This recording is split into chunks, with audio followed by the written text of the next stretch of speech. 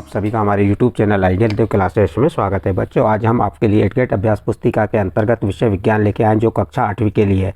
बच्चों, आपको ये भी बता दें कि जो आपकी 8th ग्रेड अभ्यास पुस्तिका बनाई गई है, इसी अभ्यास पुस्तिका से आपके वार्षिक परीक्षा जो बोर्ड एग्जाम होने वाले हैं, इसी से प्रश्न पूछे जाएंगे। इसलिए आपको सबसे ज़्यादा तैयारी 8th ग्रेड अभ्यास पुस्तिका से ही करना है। चलिए देखते हैं हम विषय विज्ञान कक्षा 8वीं। और इस पुस्तक को मध्य प्रदेश राज्य शिक्षा केंद्र भोपाल द्वारा सत्र 2022-23 के लिए बनाया गया है। और इसका पार्ट 6 पढ़ेंगे हम। कौन सा पार्ट पढ़ेंगे? पार्ट 6। पार्ट 6 में क्या है? दहन एवं ज्वाला। पार्ट 6 का नाम क्या है? दहन एवं ज्वाला। इसके अति लघु उत्तरीय प्रश्न देखते हैं। देखिए, पहला प्रश्न क्या दिया? दहन क्या है? नीचे दिए गए पदार्थों में से दाह्य और अदाह्य पदार्थों की पहचान कर लिखिए। लकड़ी, कागज, लोहे के कीले, पत्थर का टुकड़ा, मिट्टी का तेल, कास्ट, कोयला। ये क्या है? आपको प्रश्न नंबर 1 दिया है जिसमें आपको पूछा दहन क्या है और दाह्य और अदाह्य पदार्थों की पहचान करके नीचे लिखना है। सबसे पहले हमने आपको उत्तर बताते हैं। उत्तर में सबसे पहले आपको दहन क्या है बताएंगे। रासायनिक प्रक्रम जिसमें पदार्थ ऑक्सीजन से अभिक्रिया कर ऊष्मा देता है, दहन कहलाता है। दहन की परिभाषा, दहन किसे कहते हैं पूछा गया तो क्या बताएंगे? रासायनिक प्रक्रम जिसमें पदार्थ ऑक्सीजन से, ऑक्सीजन क्या है? एक गैस है, ऑक्सीजन गैस से अभिक्रिया कर ऊष्मा देता है, वह क्या कहलाता है? दहन कहलाता है।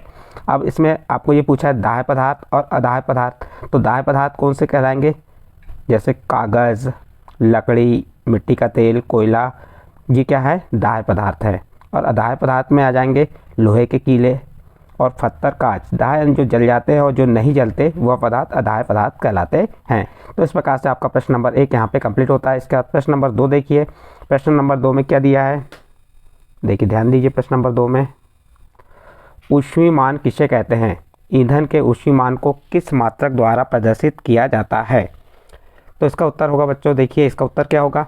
किसी ईंधन के 1 किलोग्राम के पूर्व दहन से प्राप्त ऊष्मा ऊर्जा की मात्रा उसका ऊष्मीमान कहलाती है। क्या है इसका उत्तर? किसी ईंधन के 1 किलोग्राम के पूर्ण दहन से प्राप्त ऊष्मा ऊर्जा की मात्रा उसका ऊष्मीमान कहलाती है। ईंधन के ऊष्मीमान को किलो जूल प्रति ग्राम, केजे प्रति ग्राम मात्रक द्वारा प्रदर्शित किया जाता है। तो इसको किसके द्वारा प्रदर्शित, इसका मात्रक क्या है?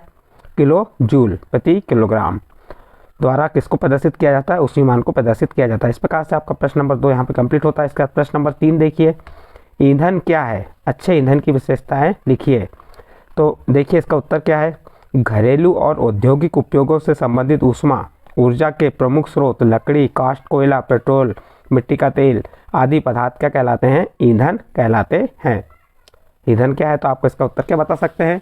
घरेलू यानी घर में जो उपयोग होते हैं, औद्योगिक जो उद्योग में उपयोग होते हैं से संबंधित ऊष्मा ऊर्जा के प्रमुख स्रोत क्या है? उसके प्रमुख स्रोत लकड़ी, काष्ठ, कोयला, पेट्रोल, मिट्टी का तेल आदि पदार्थ ईंधन कहलाते हैं। इसकी विशेषताएं देखिए।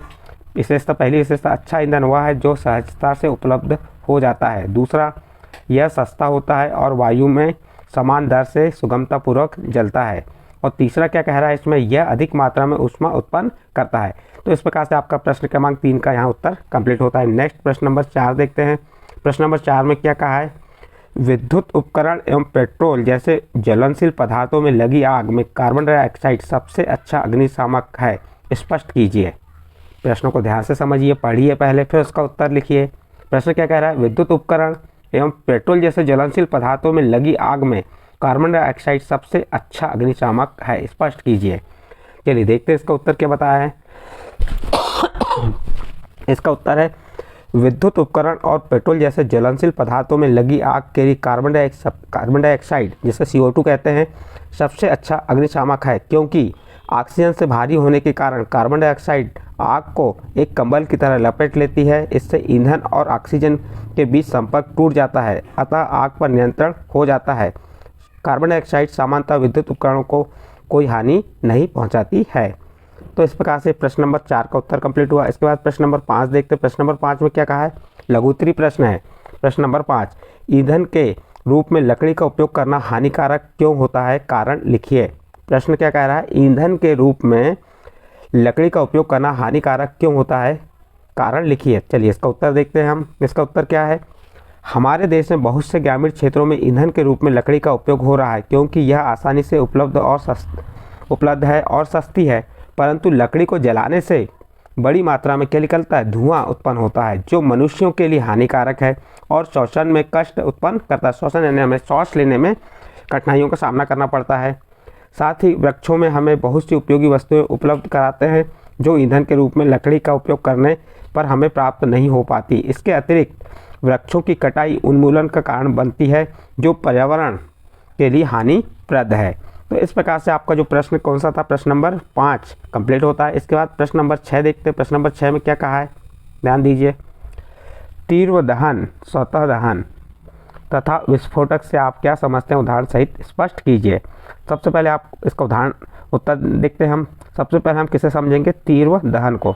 तीव्र दहन क्या है, जब गैस तेजी से जलने लगती है तथा ऊष्मा और प्रकाश उत्पन्न करती है, तीव्र दहन कहलाती है। जैसे उदाहरण में आ गया फास्फोरस।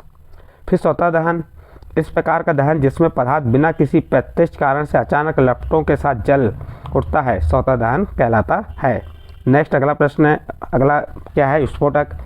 जब पटाखे को जलाते हैं तो एक आकस्मिक अभिक्रिया होने से ऊष्मा, प्रकाश और ध्वनि पैदा होती है। इस प्रकार की अभिक्रिया विस्फोटक कहलाती है। इस प्रकार से बच्चों आपको हमने प्रश्न नंबर 6 में तीव्र दहन, स्वतः दहन और विस्फोटक के बारे में बताए। चलिए अगला प्रश्न, प्रश्न नंबर 7 देखते हैं। प्रश्न नंबर 7 क्या है, जलन ताप किसे कहते हैं? क्या कारण है कि कागज का टुकड़ा सरलता से आग पकड़ लेता है, जबकि लकड़ी का टुकड़ा सरलता से आग नहीं पकड़ता है?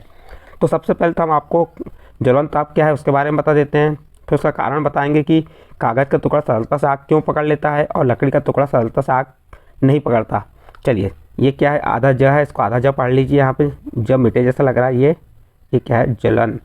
जलन ताप वह न्यूनतम ताप जिस पर कोई पदार्थ जलने लगता है, वह न्यूनतम ताप जिस पर कोई पदार्थ जलने लगता है उसका जलन ताप कहलाता है। इसके बाद देखिए, कागज़ का जलन, जो कागज़ जलता है, कागज़ का जलन ताप लकड़ी की अपेक्षा कम है। कागज़ का जलन ताप क्या है, लकड़ी की अपेक्षा कम है, इसलिए वह जल्दी आग पकड़ लेता है। यहाँ पे एक ही आग आएगा आपका, इसलिए वह जल्दी से आग पकड़ लेता है, जबकि लकड़ी का टुकड़ा सरलता से आग नहीं पकड़ता। ठीक है, क्योंकि कागज़ का जलन ताप क्या है, अपेक्षा से कम है, इसलिए वह जल्दी आग पकड़ लेता है, जबकि लकड़ी का टुकड़ा सरलता से आग नहीं पकड़ता है। देखिए अगला प्रश्न, प्रश्न नंबर 8 क्या कह रहा है, मोटर वाहनों में ईंधन के रूप में डीजल एवं पेट्रोल की अपेक्षा सीएनजी को अच्छा ईंधन माना गया, क्यों? उदाहरण सहित बताइए। देखिए यहाँ पे प्रश्न था, मोटर वाहनों में ईंधन के रूप में डीजल एवं पेट्रोल की अपेक्षा, इसकी डीजल एवं पेट्रोल की अपेक्षा सीएनजी एक गैस है, को एक अच्छा ईंधन माना गया है, क्यों? चलिए बताते हैं, इसका उत्तर क्या है देखते हैं। मोटर वाहनों में ईंधन के रूप में डीजल और पेट्रोल का स्थान अब सीएनजी, जिसे संपीड़ित प्राकृतिक गैस कहते हैं, ले रही है, क्योंकि सीएनजी सल्फर और नाइट्रोजन के ऑक्साइडों का उत्पादन अल्प मात्रा में करती है। सीएनजी एक अच्छी स्वच्छ ईंधन है, इसके उपयोग से वायु प्रदूषण एवं ध्वनि प्रदूषण कम होता है, इसलिए सीएनजी का उपयोग करना अधिक उपयुक्त है। इस प्रकार से आपका प्रश्न नंबर 8 यहाँ पे कंप्लीट होता है। नेक्स्ट अगला प्रश्न देखते हैं, प्रश्न नंबर 9। देखिए प्रश्न नंबर 9 जो है दीर्घ उत्तरी प्रश्न है। क्या कह रहा है इसमें, दहन के लिए वायु आवश्यक है। दहन यानी जलने के लिए क्या आवश्यक है, वायु आवश्यक होती है। इसे प्रदर्शित करने हेतु किसी क्रियाकलाप का वर्णन कीजिए। देखते चलिए प्रश्न नंबर 9 में क्या है, दहन के लिए वायु बहुत आवश्यक होती है, वायु के बिना दहन संभव नहीं है। जैसे यदि हम एक मोमबत्ती जलाएं, उस पर एक कांच का गिलास ढक दे तो वह कुछ समय तक, जब तक गिलास में के अंदर वायु है, मोमबत्ती जलेगी। जैसे ही वायु समाप्त होगी, मोमबत्ती जलना बंद हो जाएगी और बुझ जाएगी। यदि चूल्हे में लकड़ियाँ अधिक मात्रा में लगा दी जाएं, तो वह जलेगी नहीं, क्योंकि वहाँ वायु प्रवेश नहीं कर पा रही है, जिससे सिद्ध होता है कि जलन के लिए वायु आवश्यक है। इस प्रकार से आपका प्रश्न क्रमांक 9 यहाँ पे कंप्लीट होता है। इसके बाद नेक्स्ट प्रश्न आता है प्रश्न क्रमांक 10। प्रश्न क्रमांक 10 क्या है, मोमबत्ती की ज्वाला का नामांकित चित्र बनाकर इसके विभिन्न क्षेत्रों को समझाइए। तो आप क्या करेंगे, एक मोमबत्ती का ज्वाला चित्र बना लेंगे इस प्रकार से। देखिए यहाँ पे आपको चित्र बना के बताएं, और ये आपकी पाठ्य पुस्तक के चित्र 6.13 मोमबत्ती की ज्वाला के विभिन्न क्षेत्र देख सकते हैं। ये प्रश्न क्रमांक 72 में है। देखिए यहाँ पे आप इसके नाम दिए हैं, ये पूर्ण दहन, यहाँ पे क्या हो रहा है, यहाँ पे ये पूर्ण दहन है। यहाँ पे पूर्ण दहन यानी कि कौन सी रंग होगा, नीला रंग।